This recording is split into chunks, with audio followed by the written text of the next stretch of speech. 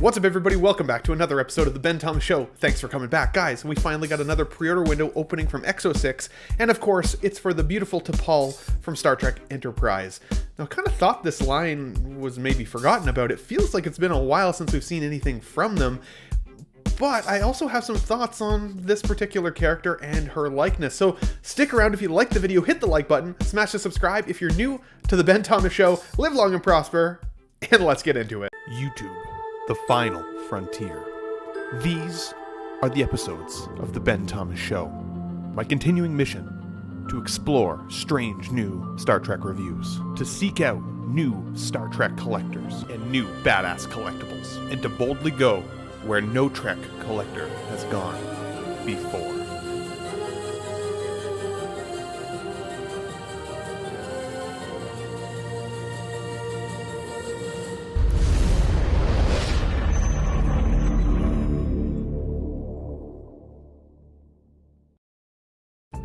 Alright, everybody, welcome back. So one of the things that I always really loved about Star Trek Enterprise was that it was somewhere in the chronological timeline, before Star Trek the original series, but still further out from our current future. And while Star Trek isn't meant to be our future specifically, Star Trek always did make me feel hopeful for what our humanity and civilization could look like in the future.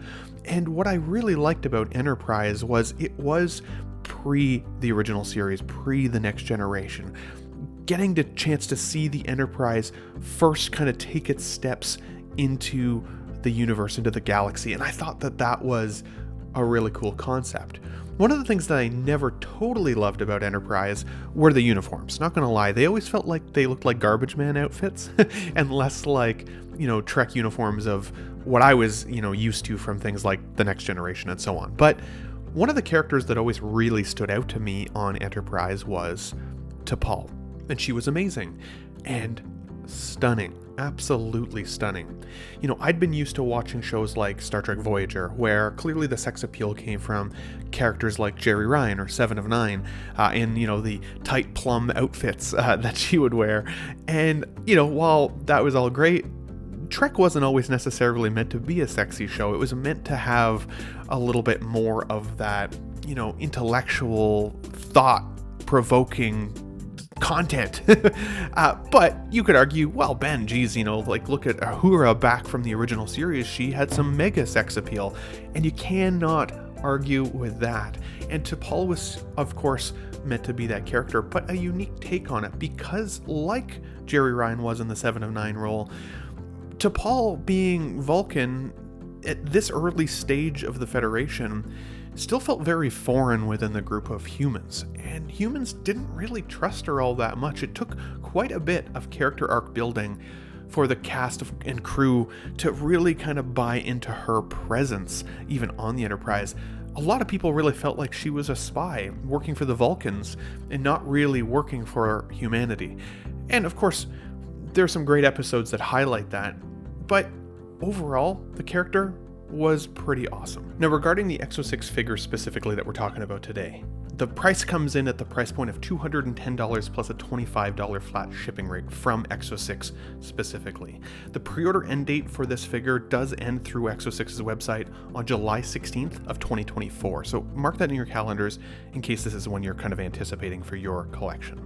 The estimated delivery date is the fourth quarter of 2024, so really not that far away at this point. Some of the awesome things that this comes with are really related to the Enterprise show itself. So in terms of her equipment, she comes with a phase pistol. Now that phaser can be worn on a holster, which is attached to the belt. Love that. The scanner, which is actually a precursor to the tricorder, this scanner has two tops, so it can be displayed open or closed, which I also really like that dynamic kind of capability within that accessory. And it's painted beautifully as well, let's be honest. And the communicator, which is also an early communicator with a flip-top antenna, so that is really... Now the thing that's really standing out for me with this release is the outfit. I love the way this is tailored to the body. You could practically scrape her outfit off with a razor in the show. It was so skin tight. And EXO-6 has really delivered on that level of tightness with regards to this figure. You can see her at multiple angles here as well. I will say the actress Jolene Blalock was known, at least at the time, for her very large chest. And It's interesting to me that EXO-6 also tried to capture that in some of the photos here, but it's kind of iconic to the character, which is wild. But at the same time, again, when we talk about the sex appeal of the character, that was a factor for sure, as noted in some of the previous photos shown. Now, the color of the outfit, I also think they've done an incredible job on this time. I wasn't totally sold on the Picard coloration there last week, and I know that was, set accurate versus screen accurate. Like, I get all of that, but for me, when I close my eyes, the way that I remember these characters is from what I saw on the screen. And this doesn't disappoint at all. I think the color is bang on. I do think that there is some elements of the belt that look a little bit more chunky than what the character had looked like in the show, but I don't think that that's a deal breaker by any stretch. I would be a little bit worried about the material of that belt potentially degrading over time, as it looks like it's likely pleather.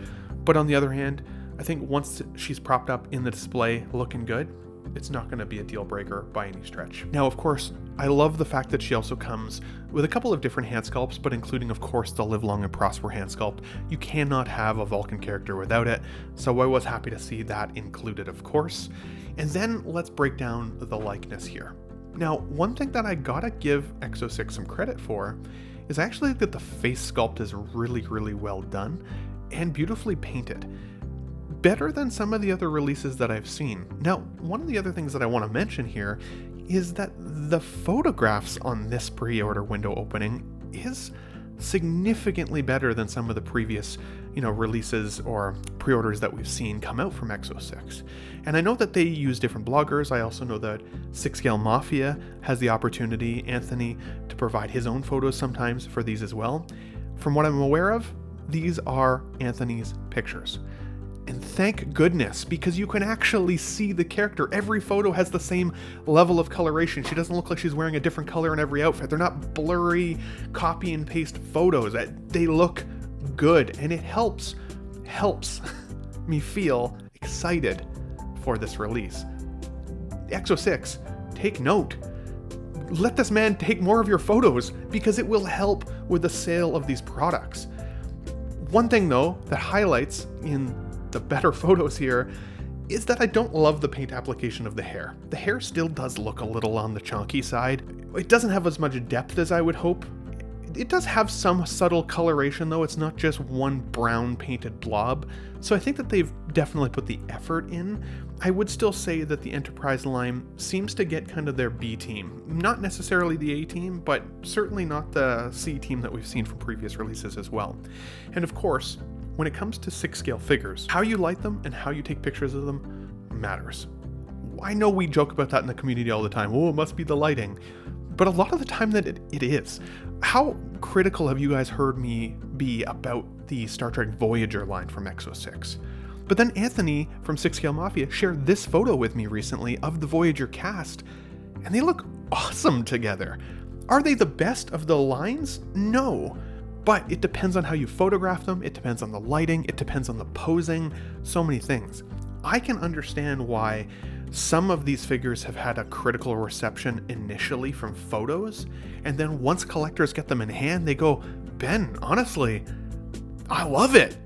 They look amazing in hand.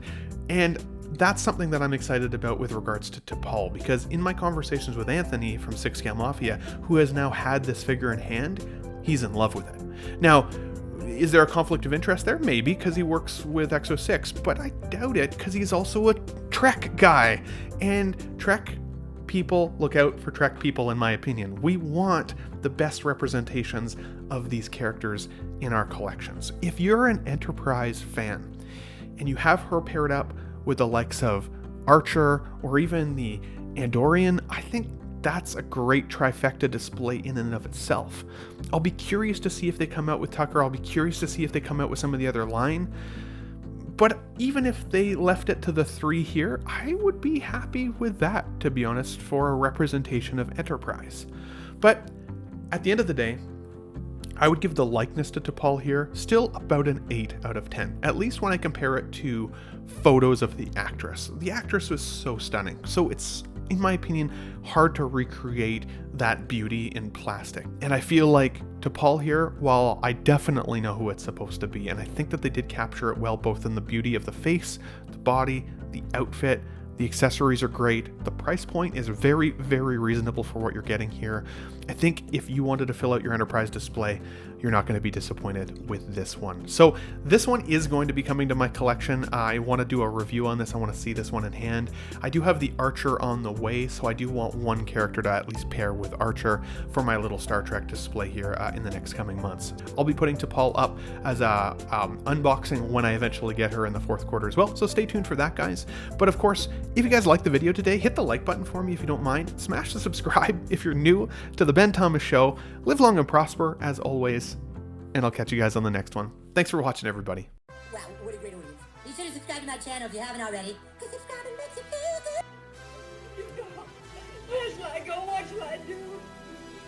Frankly, my dear, I don't give a damn. It's gone. It's all gone.